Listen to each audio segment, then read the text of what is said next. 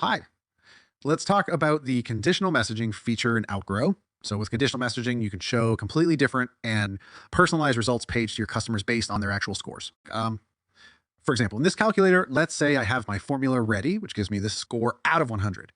Now, I want to add conditions where if someone has scored between 10 and 20, I want to show them a different message. Whereas if someone has scored between 80 and 100, I want to show them a completely different results page. So to set that up, I will have my formula added for here and them. I can enable conditional messaging from here. Once enabled, I should be able to set up all my conditions here. So my first condition could be if the result is between 10 and 30. For this, I can have my heading, my description, and I can have completely different media added for this condition, like images or videos.